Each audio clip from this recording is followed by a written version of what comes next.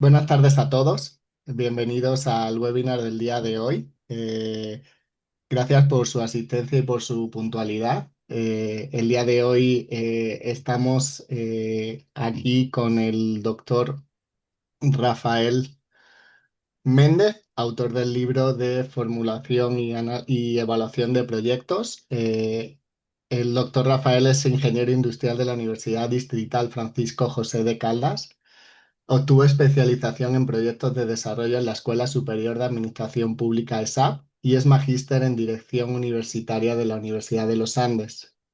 Cuenta con una amplia experiencia como docente universitario y es asesor en innovación, emprendimiento y estructuración de proyectos. Bienvenido, Rafael.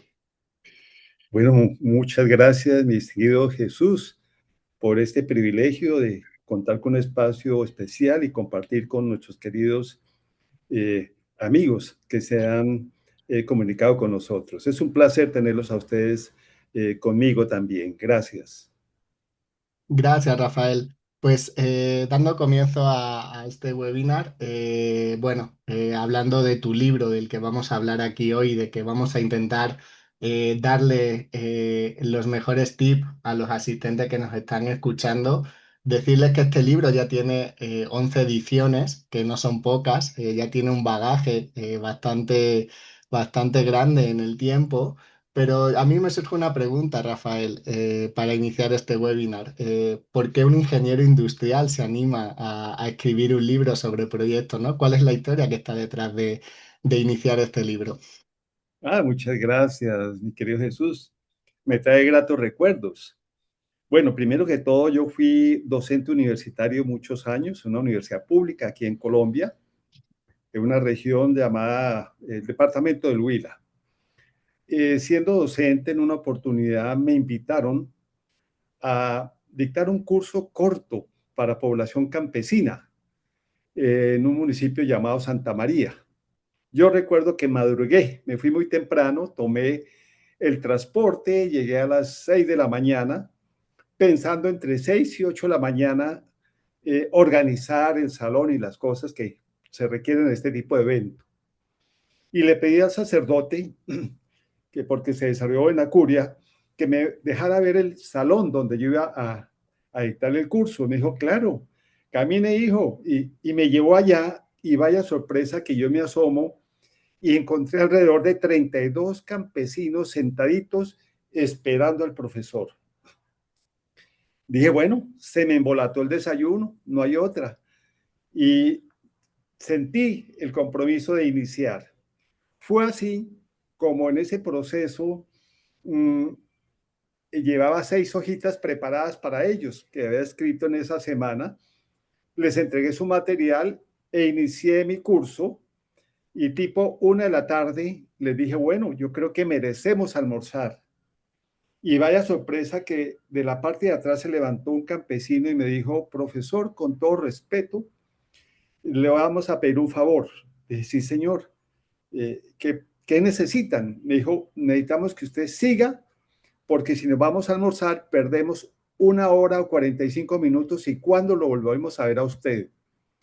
Y la otra razón es que a las 4 de la tarde, el bus escalera, se llama aquí en Colombia, la chiva también, las que van al campo, unos buses en madera para esas vías duras rurales, sale a las 4 y 4 y media y hasta ahí podemos acompañarlo.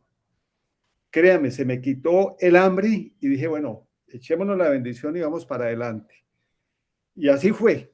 A las 4:15 terminamos y ya de regreso sentí un compromiso como profesor, como ingeniero, como profesional de entregarle un documento, empezar a trabajar un libro que le sirviera a todo el mundo.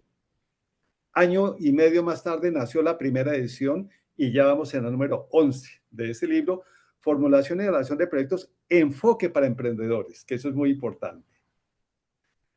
En Qué buena, síntesis, qué buena historia, Rafael, increíble, sí. ¿De dónde nace el punto de inicio y la idea inicial, ¿no? Es motivante, ¿no? A la hora de escucharlo también, esta parte. Perfecto, Rafael. Y bueno, seguimos. Obviamente para evaluar un proyecto, todos sabemos que lo primero que hay que tener es una idea, ¿no? Es primero el nacimiento o el pensamiento de una idea para poder llevar a cabo un proyecto, ¿no? La duda que me surge es la siguiente, o sea, todos creemos tener una buena idea, o la mayoría, ¿no? Intentamos creer que es una buena idea la que tenemos. ¿Por qué muchas veces esa idea no se logra ejecutar con éxito? Bueno, pues es una pregunta interesante, Jesús, y es que definitivamente el origen de los proyectos son las ideas y afortunadamente el ser humano por su naturaleza y su creatividad es un generador de ideas permanentes. Eso es la fortaleza de nuestro cerebro. Sin embargo, no todas las ideas logran, digámoslo, llegar al objetivo final de crear una organización, sea una empresa privada o social, básicamente, a mi juicio, porque no todas las personas son perseverantes. En esto se requiere disciplina, más que genialidad, es disciplina y mucha resiliencia. Desde otra perspectiva, yo diría que es el desconocimiento de metodologías para estructurar adecuadamente un proyecto, y ese es uno de los propósitos de este libro. Y por supuesto hay otros elementos complementarios como dificultades para trabajar en equipo, ¿cierto? A veces la excesiva desconfianza que en Latinoamérica nos pasa, yo no le cuento la idea a nadie porque me la roba. Y resulta que eso es una disculpa, pero la verdad uno siempre necesita que alguien le retroalimente, ojalá si tiene más experiencia que uno. Y a veces se confunde el hacer empresa con ir y registrarla en la Cámara de Comercio. Y resulta Ujú. que una idea hay que planificarla como seguramente lo vamos a desarrollar ahora. Claro que sí, efectivamente creo que es un proceso, ¿no? No es solo quedarte con la idea o imaginar que sabes llevarla a cabo, ¿no? Como tú bien dices, hay que tener no solo experiencia, sino pues también un marco teórico que hay que cumplir, ¿no? Sí, Entonces, en referencia a eso, Rafael, ¿cuál sería el proceso pues, para llevar a cabo esta idea hacia una empresa, ¿no? ¿Cuál sería el proceso idóneo que bueno, tenemos que tener presente para ello? sí, listo.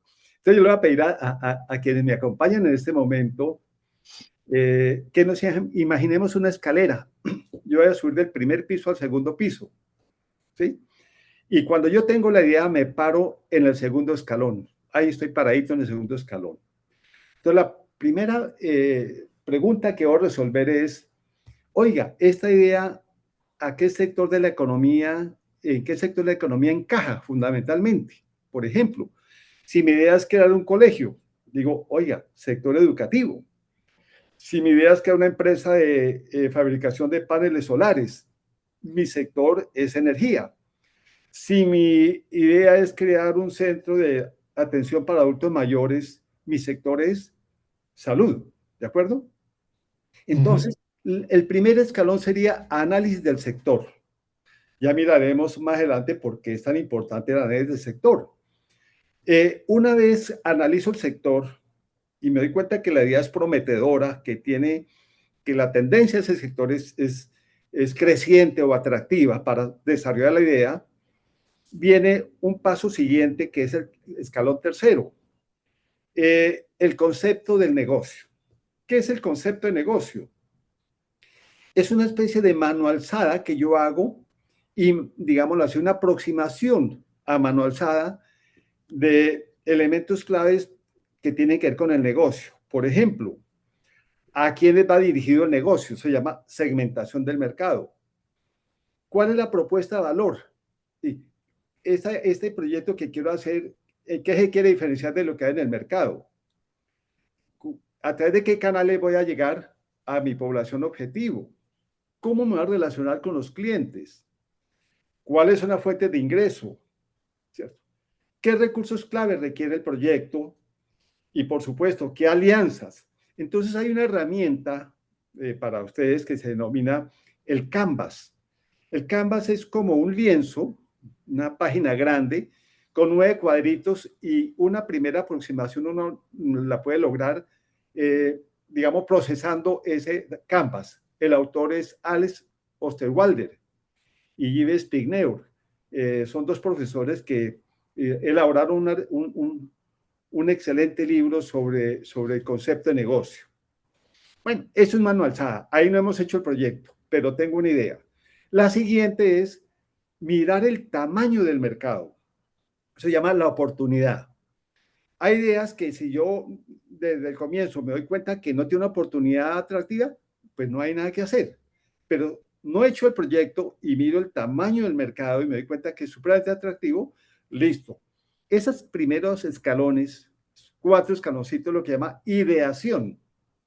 Ok. Ya el quinto es elaborar el estudio de factibilidad, ¿cierto? Hay un sexto, sería el plan de negocio, y luego sí, ya desarrolla la empresa.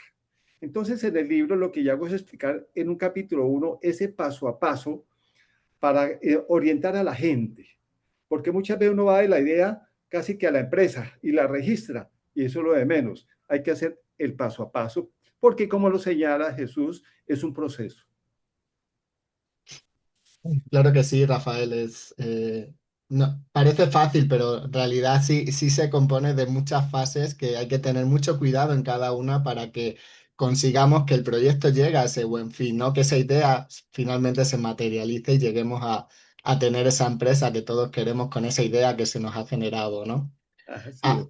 hablando de esas ideas, Rafael, y seguro que muchos de nuestros asistentes pueden llegar a considerarlas innovadoras, ¿no? Que su proyecto es innovador o esa idea es innovadora en relación con lo que puede estar pensando, que otra persona que está a su lado pueda también tener otra idea o generar esa idea, ¿no?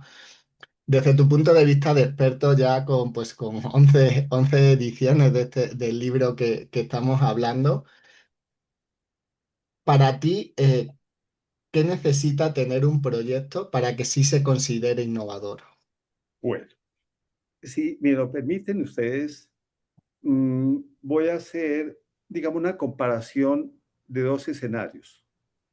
Uno, lo que llamo el emprendimiento tradicional. El emprendimiento tradicional es aquel que nosotros vemos en alrededor de nuestras comunidades, ¿cierto? Eh, digamos, actividades tradicionales, generalmente de carácter comercial, muy sencillas, que cualquiera las puede imitar, que escasamente sobreviven y generalmente, digámoslo, se asocia mucho a la economía informal, ¿de acuerdo?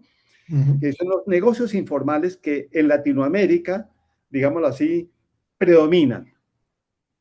Hay otros que llamamos emprendimiento innovador. Fíjate que ese emprendimiento tradicional tiene una característica, son de baja complejidad, los puede imitar fácilmente otra persona, la rentabilidad es bajita, los empleos generalmente son, digámoslo, no requieren formación alguna y generalmente son informales porque resulta involucrar a la familia sin prestaciones ni nada, ¿cierto? Y no hay transferencia de impuestos al Estado para que haga inversión social. En cambio, cuando hablamos de emprendimiento innovador, algo muy importante es la oportunidad, ¿cierto? Lo que mencionaba en la pregunta anterior, ¿qué tan atractivo y tan grande es ese tamaño de mercado, ¿cierto? Esa oportunidad eh, se complementa con algo muy importante. En los proyectos innovadores es crucial la investigación y la educación, ¿de acuerdo? Es decir, y eso es una función muy importante que todas las universidades, por ejemplo, institutos de educación superior debemos promover, ¿cierto? Porque es que la gente tiene que aprender a aplicar el conocimiento para hacer cosas diferentes. Se genera riqueza con valor agregado y digamos lo que se permite construir condiciones para sobrevivir, para crecer y desarrollarse integralmente. Este tipo de empresas generalmente son de mayor complejidad, tienen la posibilidad de escalar, de crecer, mm, se asocian también con la tecnología, la aplicación de la tecnología, por ejemplo, generan alta rentabilidad, utilizan también personas con formación, digámoslo, más allá de lo básico, ¿cierto? Y son empresas que hacen transferencia al Estado. Entonces, si nosotros queremos en nuestros países transformar el país, generar desarrollo, no podemos desconocer la informalidad porque es una forma de sobrevivir de la gente y eso está bien, pero hay que apuntarle mucho más a emprendimientos de carácter innovador. claro que sí, Rafael. En relación a este tema que acabamos de mencionar ahora, tenemos una pregunta en el chat de Ángela García que nos dice lo siguiente. ¿Alguna recomendación o guía para lo que llaman el emprendimiento de base tecnológica se trabajaría como lo que el autor llama emprendimiento innovador? Eh, sí, correcto. Qué inteligente, digámoslo, pregunta. Porque indudablemente cuando hablamos de emprendimientos innovadores, se asocia también a la tecnología. Hoy en día vemos muchos casos de negocios nuevos que han surgido en lo local, pero con una visión global, ¿cierto? Muchos casos en México que dicen, mire, esto nació aquí, pero tiene éxito en muchas partes, ¿cierto? Ya sea en la geografía mexicana, latinoamericana o en el mundo. Esa es una característica. Entonces, por supuesto que sí, hay una relación y aquí es fundamental también exaltar la importancia de los equipos de trabajo. Las innovaciones no surgen de manera espontánea, son el resultado de procesos de investigación, ¿cierto? Pero ante todo también no es una cuestión individual, fundamentalmente es cuestión de equipos de trabajo, ¿sí? Por ejemplo, hoy mi equipo de trabajo, yo estoy aquí en Colombia, en una ciudad llamada Cali, y mi amigo Jesús seguramente está en Ciudad de México, y resulta que mire cómo la tecnología hoy en día nos permite, digámoslo así, innovar en las formas de comunicación, y eso es extraordinario. ¿Eh? Entonces, sí, por supuesto que los desarrollos tecnológicos se aplican mucho a proyectos innovadores. Sí, justamente más creo que a día de hoy no se concibe un proyecto sin que esté ligado de alguna otra manera a la tecnología, ¿no? Creo que es muy raro o estaría muy obsoleto, ¿no? Que haya un proyecto que no tenga ligado de alguna u otra manera algo tecnológico, aunque sea solo la palabra, ¿no? Claro, Creo que es la tendencia actual que tenemos en el mundo y sería raro que no lo claro. tuviera, ¿no? Y por esa razón, Jesús, en esta 11ª edición me tocó cambiar muchos ejemplos o casos de proyectos tradicionales por casos de proyectos que asocian a la tecnología. Ahí van a encontrar los casos al final de cada capítulo. Claro que sí, efectivamente. O sea, también ese crecimiento del libro en estos 11 años pues también ha ido actualizándose, no solo con los proyectos, sino obviamente con la tecnología y con el día a día con el que nos encontramos actualmente, ¿no? Tenemos otra pregunta, Rafael, aprovechando que también Ismael Pove Garsenrand, si lo he dicho mal, perdón, Ismael, se animó a hacernos una pregunta y es la siguiente, Rafael. Vale. ¿Cómo afectan los cambios de las regulaciones gubernamentales y pone entre paréntesis impuestos a la generación de proyectos? Ejemplo, sellos frontales en alimentos. Eh, Indudablemente que sí, pero hay que partir de una base. Todo proyecto se realiza en un entorno específico. Cuando yo hablo, por ejemplo, de la importancia de analizar el sector, el primer escalón, ¿de acuerdo? Uno puede mirar, según el tipo de idea, qué elementos de ese sector, de su entorno, va a analizar. Puede haber aspectos económicos, ¿cierto? Puede haber aspectos sociales, culturales, jurídico-ambientales, aspectos relacionados con las normas impositivas. Por supuesto que esto influye directamente, pero hay que tomar en cuenta lo siguiente, cuando hablamos de lo importante también es que todo emprendedor siempre debe pensar en trabajar de manera formal, ¿sí? De acuerdo a la normatividad que aplica en general para todos.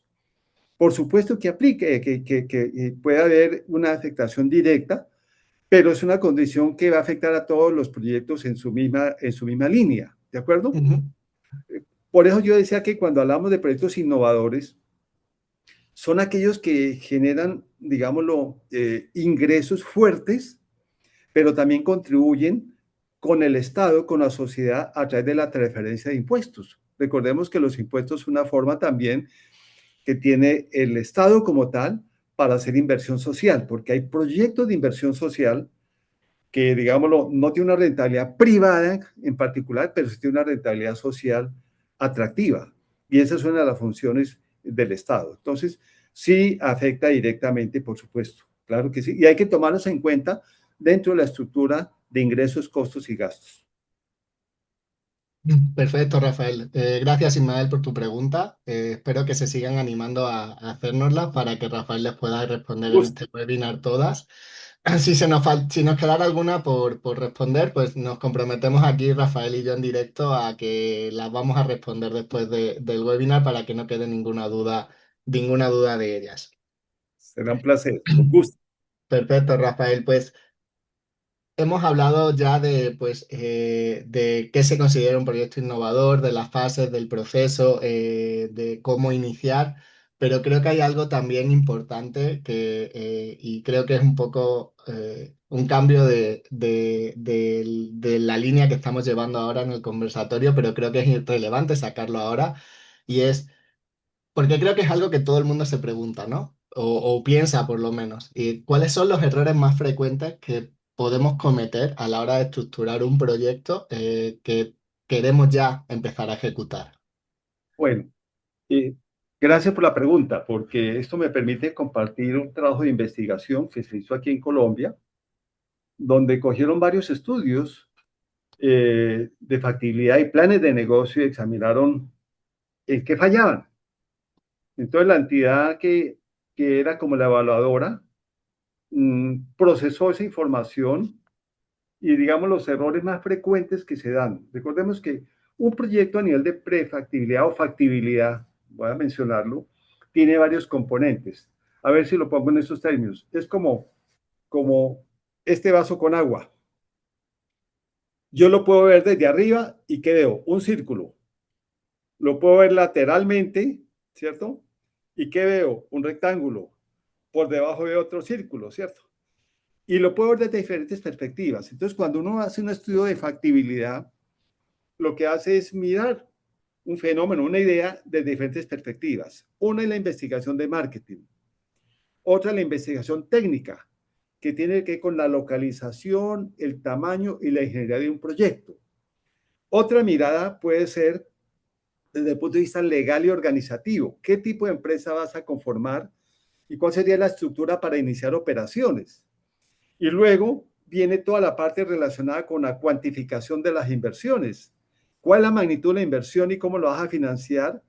Y se complementa con la proyección de ingresos, costos y gastos que va a tener el proyecto para un horizonte determinado. Esos temas se desarrollan con detalle en el libro y finalmente se hace la evaluación financiera del proyecto. Entonces, los errores más comunes que pude identificar fueron los siguientes. Las investigaciones de marketing, débiles trabajos de campo, muestras que no son confiables, cuando cierto, encuestas mal realizadas.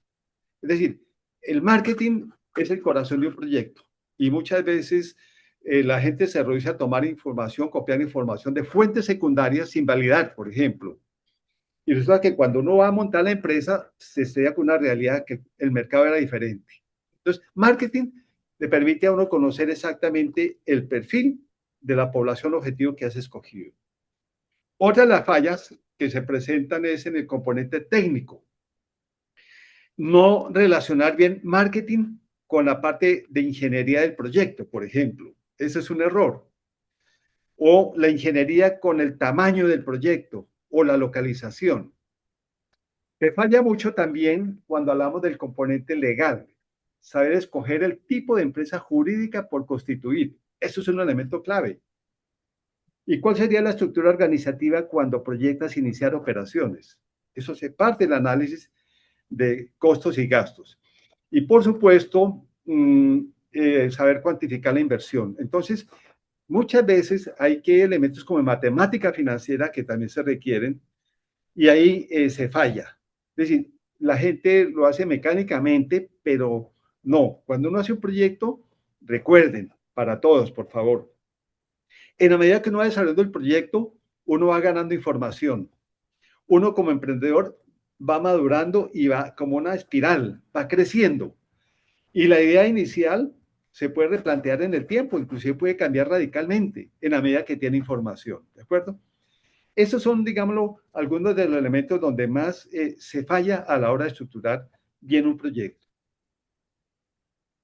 Muchas gracias, Rafael, por tanta especificidad en el proceso de los errores y de los errores que podemos cometer, ¿no? Y pues por tu experiencia, pues haberlos traído a este conversatorio. Y creo, voy a destacar algo también importante que acabas de introducir en esta pregunta y es la parte del marketing, ¿no? Que pareciera en un primer momento que pues solo tendría cabida cuando ya tenemos la empresa para poder promocionarla, ¿no? Pero pues tú lo has adelantado a un proceso anterior donde pues nos da una información bastante relevante a la hora de poder llegar a proponer ese proyecto, ¿no? Rafael, estoy contento porque tenemos cuatro preguntas. Se está animando la audiencia a Muy hacer bien, muy bien. preguntas. Entonces vamos con ellas. Voy a proponer la de Lorena Cruz. Nos vamos a ir un pasito atrás a la pregunta anterior que hablábamos sobre el emprendimiento tradicional y el innovador sobre todo de la venta de alimentos. Y Lorena dice lo siguiente, Rafael. Entonces, ¿un emprendimiento guión negocio de venta de alimentos es más un emprendimiento tradicional y no innovador? Bien, muy interesante la pregunta, ¿no? Mm, digámoslo que hay negocios tradicionales que nuestros padres, familiares, vecinos han desarrollado. Cuando las personas tienen la oportunidad de tener, digámoslo así, haber accedido a un nivel de educación más allá, eh, pues puede generar muchas ideas para mejorar un negocio. Por ejemplo, yo puedo tener un negocio tradicional y sencillamente con desarrollar una página web, poder conquistar nuevos clientes en una zona geográfica más amplia, en la ciudad donde vivo. Ahí hay un componente de innovación. Se puede, digámoslo, que también nuestras empresas tradicionales muchas veces tienen niveles de atraso que les ha impedido crecer más allá. Pero si se mejora en el servicio, si se mejora en un proceso, si se mejora en la variedad de los productos, en la presentación, en la comunicación. Yo conozco, por ejemplo, aquí en Colombia hay unos bizcochos maravillosos. Se llaman los bizcochos de Achira, esos extraordinariamente ricos. Y cuando a mí me llega una muestra, yo me los como con mucha satisfacción, pero yo quiero mirarle quién los produce, es cierto, si tiene registro de INVIMA o no, y resulta que no encuentro información alguna. Entonces también hay que decirlo que nosotros, quienes tenemos algún proceso de formación, podemos darle una mano a estas empresas tradicionales para que puedan evolucionar.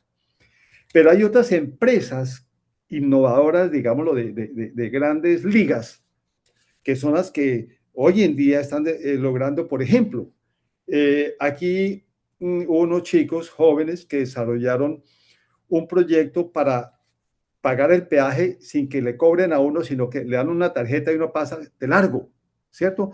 Llega el peaje y automáticamente le va descontando de una cuenta que uno consigna y uno gana tiempo, no tiene que hacer cola. Esa innovación que tiene que ver con la tecnología, la aplicación del conocimiento, pues tuvo tanto éxito en Colombia que ya está en Chile, ya está en México, ¿cierto? Y está entrando a otros países sudamericanos, entonces dice, oh, cosas así como cuáles características no son fáciles de imitar porque implica un conocimiento, una investigación, ¿cierto? Pero miren ustedes que son escalas más allá de lo local. Generalmente los tradicionales se quedan en lo local, ¿de Claro acuerdo? que sí, Rafael. Perfecto. Bueno, seguimos con la siguiente pregunta. Luis Gómez, en realidad nos hace tres, pero creo que están vinculadas una con otra, ¿vale? Vale. Te la comparto. ¿Es más importante la formulación que la evaluación? ¿Cuánto tiempo se debe dedicar a cada una si el proyecto es de base tecnológica? Muy bien. Bueno, a ver, uno dice formulación y evaluación como dos cosas diferentes. No. Hablemos de estructuración de un proyecto para incluir los dos conceptos. Mm, cuando yo estructuro un proyecto y hago mi investigación de marketing, cuando yo hago mi análisis técnico del proyecto, dónde lo voy a ubicar, qué tamaño va a tener, qué procesos tecnológicos, qué infraestructura va a tener, eso es la ingeniería del proyecto, y determino la parte legal, jurídica del proyecto, tengo los insumos para armar la parte financiera del proyecto. Antes no los tenía. Sí, que para armar y poder evaluar un proyecto requiero como insumos haber hecho con detalle los anteriores componentes, ¿de acuerdo? Entonces son lo mismo. ¿Cuánto le dedico un tiempo a uno y cuánto al otro? Depende del tipo de proyecto, ¿cierto? Y de la complejidad del proyecto, ¿de acuerdo? Yo no puedo decir tantos meses, no, depende. Pero también del empeño y de la pasión que le ponga el emprendedor o equipo emprendedor a su proyecto, ¿cierto? ¿Qué es lo ideal? Cuando es una buena idea, eh, uno se apasiona y hasta sueña con la idea, ¿cierto?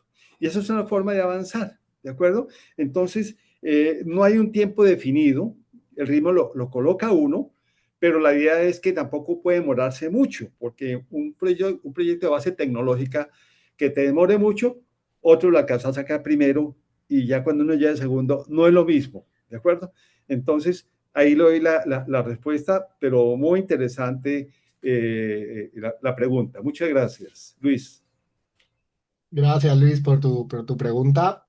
Hay otra de Pablo Edison que dice, ¿cuál es la diferencia entre horizonte de evaluación del proyecto y vida útil del proyecto? Bueno, muy bien. Entonces, voy a explicarlo en estos términos.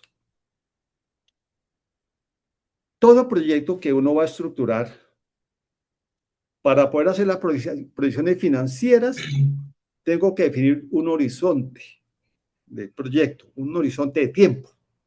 Por ejemplo, si yo hablo de un proyecto grande, complejo, que requiere muchos estudios de preinversión como construcción de una hidroeléctrica, ¿sí? Una hidroeléctrica requiere varios estudios de preinversión. Entonces, cuando yo examino en proyectos hidroeléctricos cuál es el horizonte de tiempo, que es como el tiempo en el cual hecha la inversión, yo espero recuperar la inversión y generar como una rentabilidad sobre lo invertido. Está entre 45 y 50 años para una hidroeléctrica, ¿ya? Pero resulta que un amigo mío, Alexander, dice, no, yo quiero montar un colegio dirigido a niños de preescolar. Ah, listo. Él hizo su horizonte a 7 años y es más que suficiente, porque él hace su inversión y espera que hecha la inversión, los ingresos generados por matrículas durante todo ese periodo absorban los costos y gastos de operación y generen una rentabilidad sobre el proyecto. ¿De acuerdo? Bueno, entonces hablemos de la vida útil. Eh, bueno, aquí nosotros podemos hablar de que la vida útil aplica mucho cuando hablamos de inversiones, especialmente de inversiones fijas, ¿de acuerdo?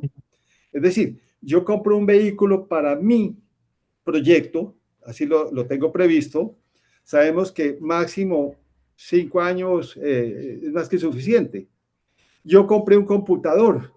Hombre, un computador antes tenía una vida útil de 5 años, pero con el avance de la tecnología, la vida útil la podemos reducir a 3, porque a los 3 años ya, como decir, cambiar cierto celular, sí, ya se cambia con más frecuencia. Entonces la vida útil aplica mucho y contablemente se lleva también dentro de la estructura de costos como procesos de depreciación que se dan sobre esos activos fijos, ¿de acuerdo? Pero, repito, ahí aplica mucho a esa depreciación de los equipos fijos que requiere un proyecto. Perfecto, Rafael. Pues seguimos teniendo preguntas, pero vamos a bajar un poquito más con Dale, el guión que teníamos para que nos dé tiempo también luego un poquito más tarde a responderlas. no hay problema. Tengo el gusto de comentarte, Rafael, que ahora mismo hay 118 personas Uf, escuchándonos. Gracias a todos, aprovechando que nos están, bueno, escuchando y viendo, obviamente. Yo quiero creer que, bueno, de estas 118 personas, Rafael, igual que en las preguntas que han estado haciendo ahora, se ven que pues somos de diferentes sectores los que estamos escuchando este webinar, ¿no? Yo obviamente soy del sector editorial, que estamos en Ecoediciones, pero imagino que cada persona tendrá su propio sector. Y una pregunta que a mí me surge pensando en que pongámonos en el ideal de que estas 118 personas que nos están escuchando tienen una idea en la cabeza para llevarla a un proyecto real.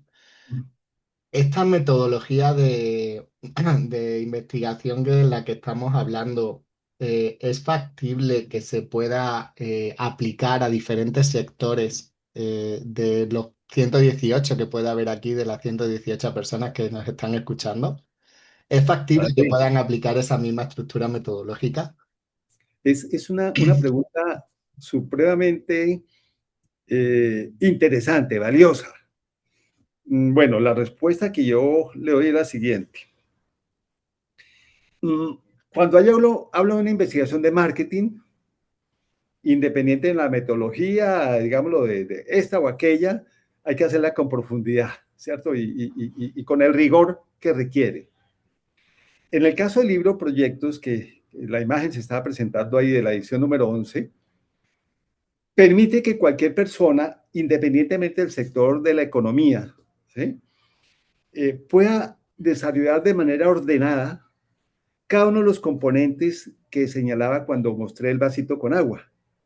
La investigación de marketing, análisis técnico, el análisis financiero, ¿cierto? Uno realmente, como digamos, se va volviendo experto en proyectos en la medida que va conociendo metodologías. Entonces, una recomendación es, sí, señor, hay que aprender esta metodología del libro, sí, perfecto. Pero mira que, por ejemplo, si yo hablo de un proyecto de cooperación internacional, es decir, yo soy un trabajador social y quiero jalar recursos de un organismo internacional, ¿cierto? Hay una metodología que se llama metodología de marco lógico. Pues vean ustedes, este libro tiene un valor agregado porque yo me di cuenta que es muy importante que quienes me acompañan aquí aprendamos metodologías. Esa es una función que uno es permanente, yo lo sigo haciendo. Y van a encontrar un capítulo 11, que es un valor agregado que no tiene ningún otro libro, que se llama Metodología para Proyectos de Cooperación Internacional. Se llama Metodología de Marco Lógico. Lo interesante es que los españoles en España les ha gustado mucho ese capítulo de este libro porque es un paso a paso que cualquiera, siguiendo con rigor el paso a paso, puede armar un proyecto de cooperación internacional, ¿cierto?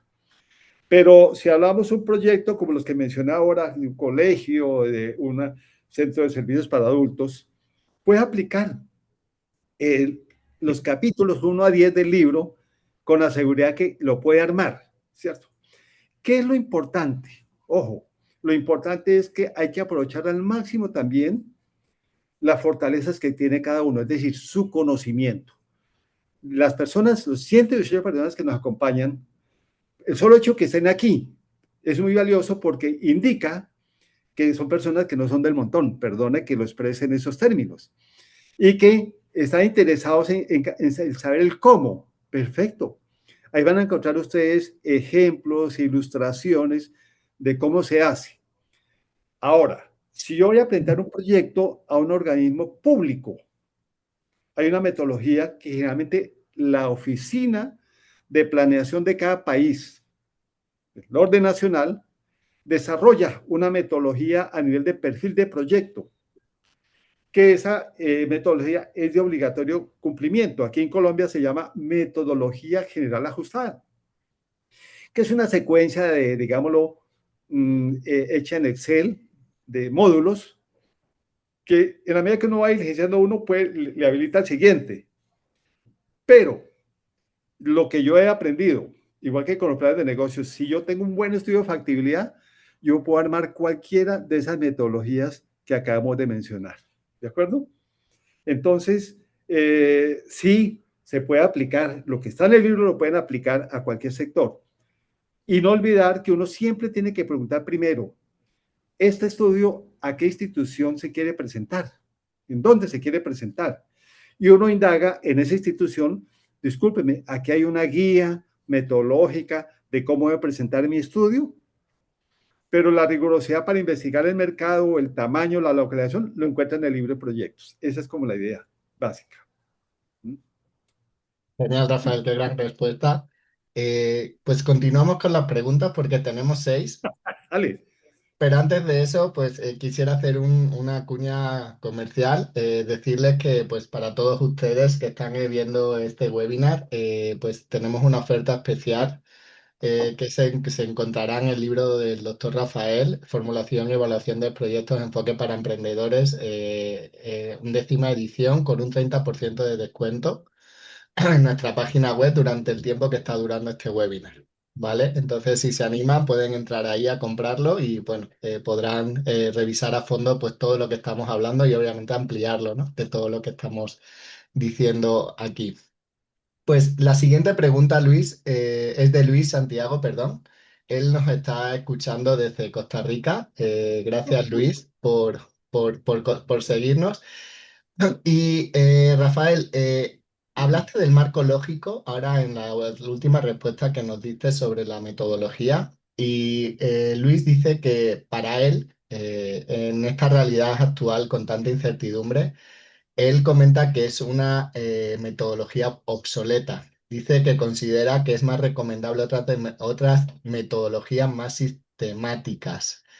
Dice que, bueno, pone que luego le gustaría conversarlo contigo más a fondo. Y otro aspecto de lo que él dice es que dice que debemos tener claro conceptualmente qué es factibilidad de un proyecto y qué es viabilidad de un proyecto. Dice que varios autores sobre proyectos hablan de esto, pero que todavía hay, o que él cree que hay una confusión sobre este tema. Muy bien. Gracias. Primero que todo, pues a través tuyo, un saludo muy especial a nuestros queridos, eh, digámoslo, paisanos latinoamericanos de Costa Rica, ¿cierto? Y por supuesto, los mexicanos y colombianos y de otros países que nos están acompañando. Bueno, mm, pues yo escuché la pregunta y quiero decirle que marco lógico, la metodología de marco lógico, no hay una sola versión, hay varias versiones, no hay una sola, ¿de acuerdo? Es una metodología, a mi juicio, que le permite a quien formula o estructura un proyecto mostrar el paso a paso, ¿cierto? Es decir, en marco lógico hay algo muy interesante y es que tiene una secuencia de etapas y esa secuencia de etapas permite en un momento determinado, permítame un momentico, estoy buscando aquí ya. Algo que yo le recomiendo a todos, a nuestros 118 participantes, lo siguiente. Muchas veces, cuando uno va a formular un proyecto, por ejemplo, de vocación social, hay dificultades en la definición del problema, cómo plantear el problema adecuadamente. ¿De acuerdo? Y entonces, algo fundamental que enseña la metodología marcológico, por eso yo les decía, hay que aprender metodologías, es bueno, primero, haga un análisis de actores. ¿Qué actores tienen que ver con la problemática? ¿Cierto? Y haga con un perfil de caracterización de cada uno. Dos, elabore el árbol de problemas. A mi juicio, lo digo porque yo he dirigido proyectos de maestría, en fin, de gerencia de proyectos, y los chicos cuando ven el árbol de problemas y su utilización práctica, saber identificar bien el problema le facilita después definir los objetivos del proyecto y plantear las alternativas. Entonces, marco lógico da una secuencia que le permite a uno tener mucha seguridad sobre el proyecto, pero ante todo, algo que en este libro incluí es que generalmente las versiones no hablan del análisis de factibilidad y resulta que el estudio de factibilidad hay que hacerlo, así se llama marco lógico, ¿cierto? Y culmina con algo que llama la matriz de planificación del proyecto. Entonces, en ese capítulo, ustedes van a encontrar el paso a paso con ejemplo ilustrativo, porque lo hice aquí en Colombia, en una asesoría, un proyecto que se presentó a la Embajada de Holanda, y entonces le pedí el favor al alcalde que me pidiera incluirlo dentro del texto para poder ilustrar al lector. Pero eso hace parte, digámoslo, uno no puede decir eso, no. usted le puede incorporar tecnología y le pueda, claro que sí, eso es viable, pero el análisis paso a paso sí hay que hacerlo, ¿cierto? Tomar en cuenta mucho la comunidad, por ejemplo, es un elemento fundamental. Y en cuanto a la segunda parte, la factibilidad y la viabilidad. Entonces, permítame de una vez precisarlo. Yo puedo hacer mi proyecto y verlo que desde el punto de vista de marketing es factible, que desde el punto de vista el proyecto es, desde el punto de vista técnico, es factible, desde el punto de vista es factible. Entonces, determiné la factibilidad del proyecto, ¿cierto? ¿Qué es la viabilidad?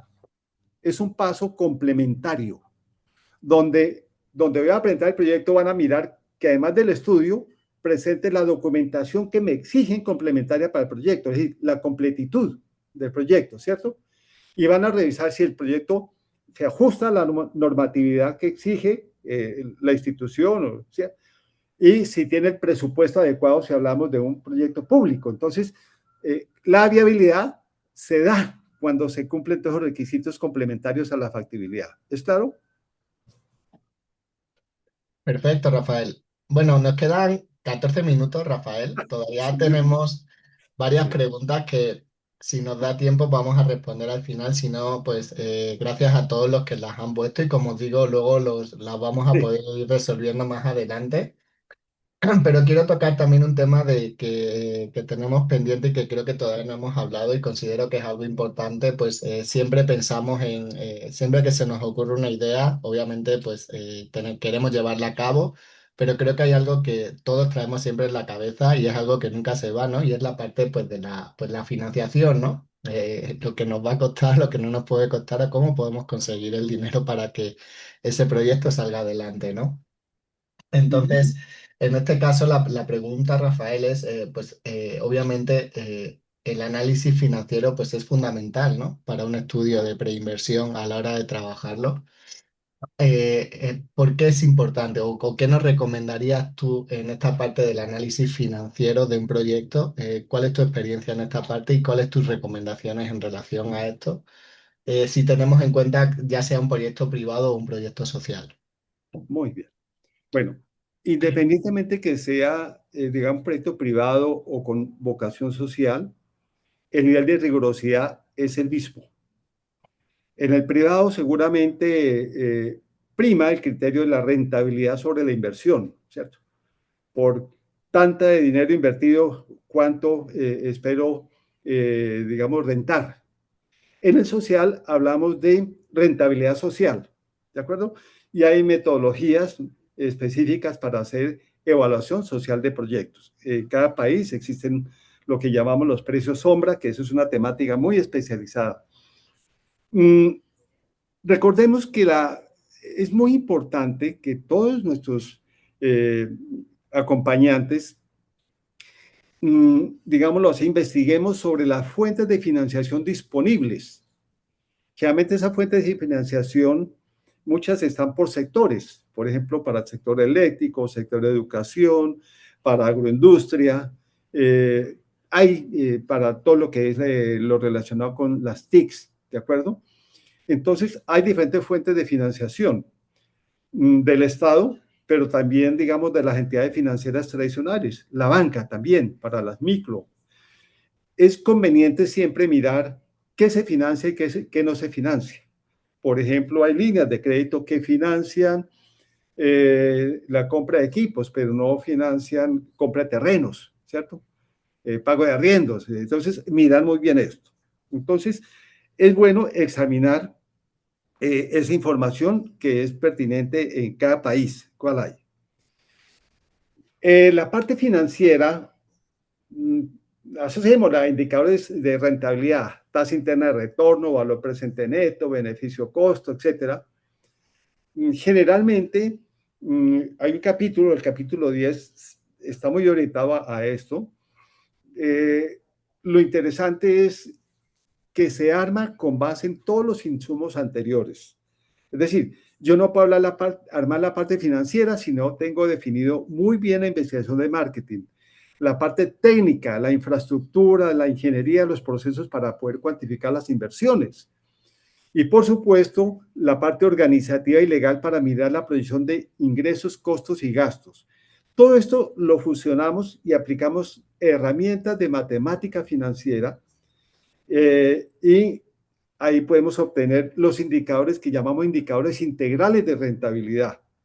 Se llaman indicadores integrales porque con un solo valor que da, que arroja, quien va a tomar la decisión de financiar o no, o invertir o no, toma su decisión, pero entonces hay que saberlo calcular bien. Este libro tiene una herramienta muy potente, complementaria, que el lector la puede descargar directamente de la página web del libro. Es otra bondad que tiene su página web. Cada libro viene con un código y puedes cargar una herramienta que se llama Eva Project. ¿Qué es Eva Project? Eva Project es un aplicativo financiero hecho en Excel. ¿De dónde surgió? Pues yo como profesor universitario me di cuenta que los estudiantes de pregrado y posgrado hacían sus trabajos, pero cuando llegaban a la parte financiera se les acababa el combustible. Es decir, hasta ahí llegaba la carrera. Y entonces me di cuenta que ahí algo pasaba. Y trabajando con un contador durante 7, 8 meses, nos dimos a la idea de elaborar un aplicativo que le facilitara a cualquier persona elaborar los estados financieros de un proyecto. Es decir, todo lo que tiene que ver con los balances, el estado de resultados, con el flujo de caja, el cálculo de la TID, el BPN, beneficio-costo, lo encuentran. Y en el libro hay 7 talleres de informática aplicada para enseñar a manejar al lector el EVA Project. Lo puede aplicar para productos o para servicios, pero de una manera muy rápida. Yo lo enseño en 1 hora y la gente queda con su aplicativo y créame que es una herramienta muy poderosa porque le saca todos los balances, indicadores financieros, etc. Bueno, Listo. mira, Rafael, al final, hasta las personas que nos están escuchando se van con un regalo de el EVA Project para que lo puedan utilizar y lo puedan consultar para sus proyectos, ¿no? Sí, sí. Todavía tenemos 6 preguntas, Rafael, nos quedan 8 minutos, pero bueno, vamos a intentar contestar Dale. todas. Sí, hay La que siguiente respetarle. es de Luis Felipe López, que nos dice, ¿cuál es la importancia y tendencia del retorno socioeconómico y ambiental de la inversión en la formulación y evaluación de proyectos? ¿Y en qué medida complementa o transciende al ROI, al retorno de la inversión financiera tradicional en la toma de decisiones? Bueno, diríamos que en general cuando uno elabora un estudio a nivel de factibilidad, hay como 3 tipos de indicadores, ¿cierto? Está, digamos, lo que llamamos la rentabilidad financiera, que es el retorno sobre la inversión, ROI, el retorno sobre la inversión, ¿cierto? Que se hace a través de estas herramientas de matemática financiera y que al inversionista privado le interesa mucho eso.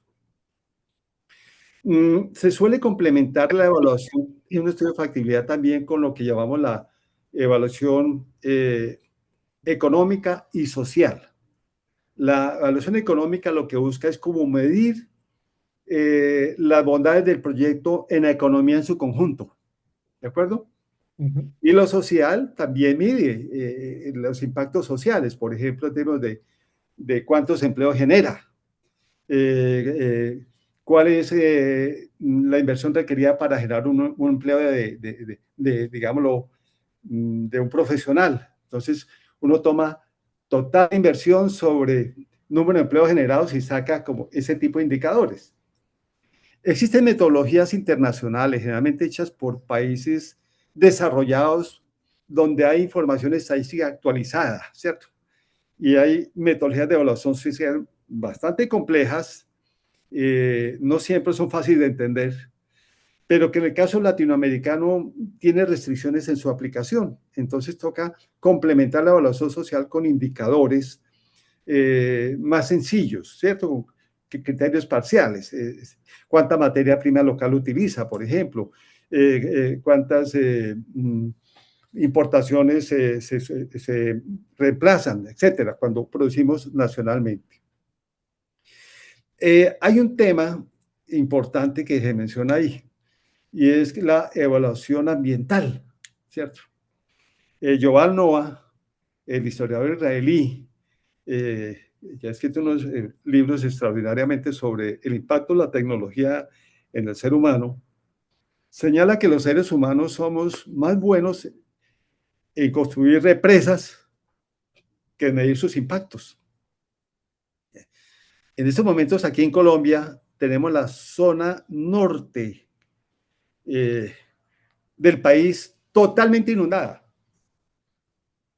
y se construyó una represa Urrá que supuestamente iba a controlar todo eso y les tocó abrir con puertas y hay por lo menos 50 municipios, poblaciones que lo perdieron todo.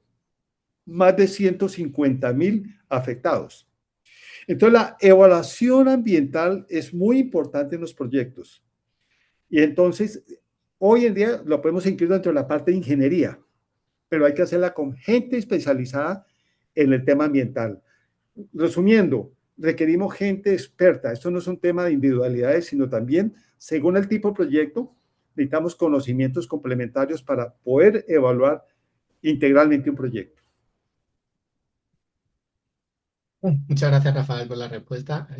Bueno, nos quedan varias preguntas. Ya prácticamente estamos acabando el tiempo, pero creo hay una que sí quisiera hacerte, Rafael, para casi casi que terminar este webinar, y es que nos comentes pues, cuáles son los valores agregados que tiene esta 11ª edición del libro Formulación y Evaluación de Proyectos, Enfoques para Emprendedores, en referencia o comparándola con la autoría de otros autores en el área de proyectos.